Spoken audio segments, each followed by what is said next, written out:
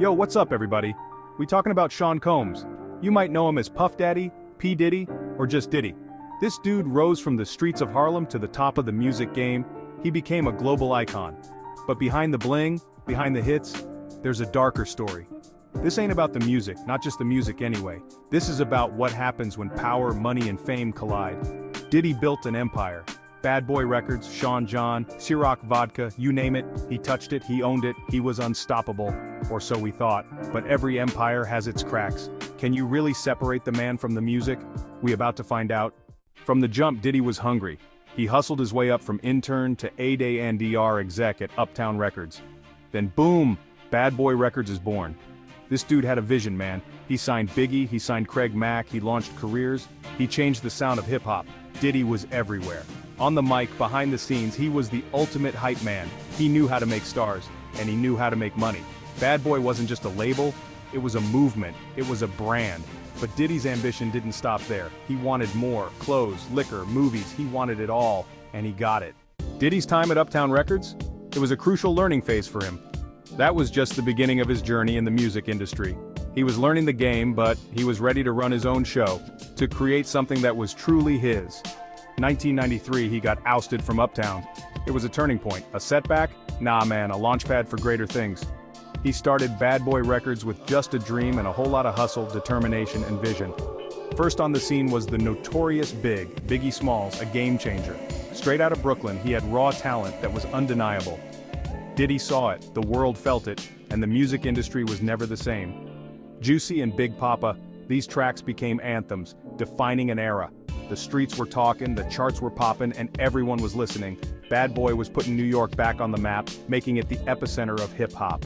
But Diddy wasn't just finding artists, he was crafting a sound, a unique identity. He brought in producers like Easy Mo B and Chucky Thompson to sample beats and melodies. He knew what worked and how to make it shine. Bad Boy became synonymous with that slick, polished sound, a brand of excellence. It was the sound of success, a new era in music.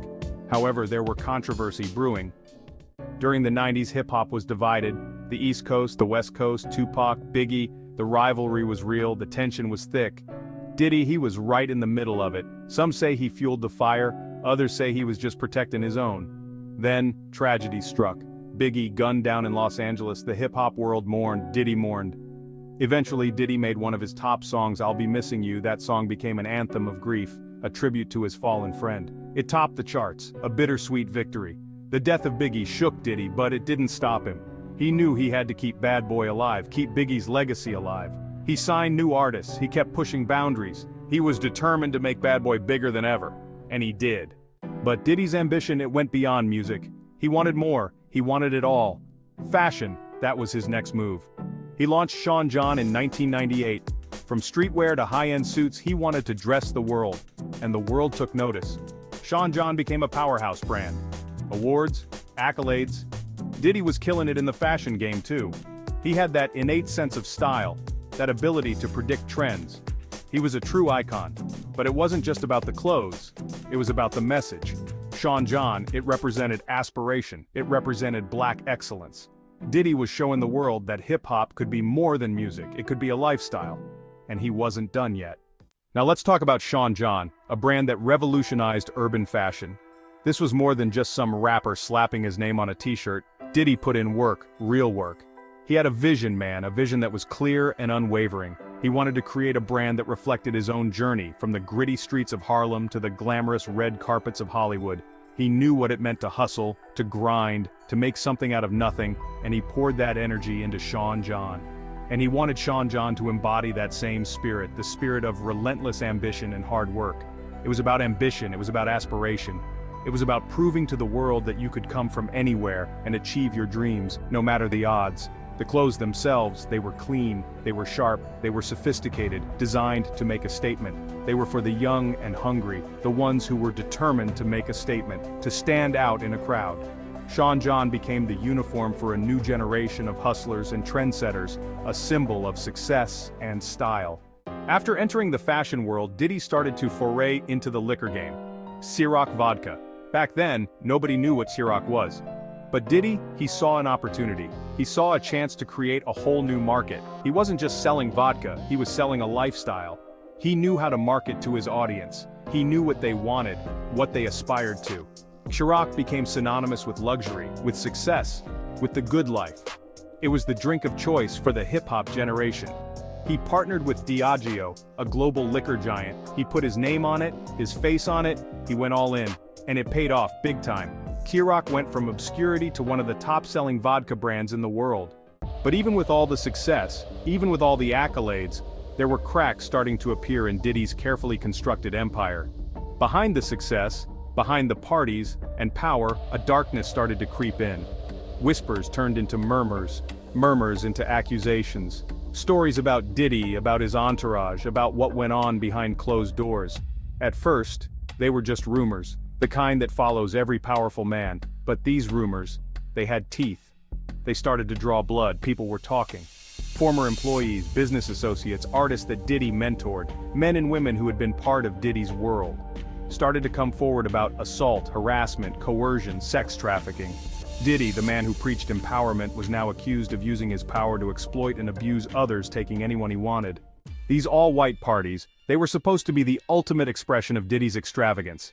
Everybody wanted an invite. The guest list was a who's who of hip-hop, Hollywood, and beyond. But behind the facade of glamour and exclusivity, a darker truth was starting to emerge. These parties, some say, were more than just parties. There was allegedly a place where anything went. They called this Diddy's after parties, also called freak-offs, where lines were crossed and boundaries were blurred. During these freak-offs, it'll be multi-day sex orgies involving heavy drug use, gallons of alcohol, and large quantities of baby oil and lubricants. No one knows who actually were a part of these after-parties, but Diddy's parties were filled with A-list celebrities such as Leonardo DiCaprio, Paris Hilton, Mariah Carey, Kevin Hart, Meek Mill, the Kardashians, and more. The all-white parties or freak-offs were just the start of Diddy's allegations. There are stories of Diddy exploiting celebrities, politicians, and other powerful notable people that attended his after-parties, due to him having hidden cameras recording their actions, using this to obtain more power and leverage over anyone who attended. There are also charges against him for forcing and human trafficking women to participate in these drug-fueled sex parties through violence and threats. As of recently, there have been 120 sexual assault allegations against Diddy. The list of sexual assaults ranges, having half the list be men and women, as well as age range, having the youngest be just 9 years old at the time of Diddy's actions. These allegations against Diddy, they kept piling up. Lawsuits were filed, investigations were launched. The music, the fashion, the liquor, it was all starting to be overshadowed by the growing scandal. The public watched in disbelief as the man they had come to know as a charismatic icon was now facing serious criminal charges. The accusations kept getting worse and more specific, and deeply troubling. Diddy, for his part, denied everything. He claimed he was being targeted, that the allegations were false, motivated by greed and envy. But the damage was done. The whispers had become a roar. The accusations against Diddy sent shockwaves through the entertainment industry.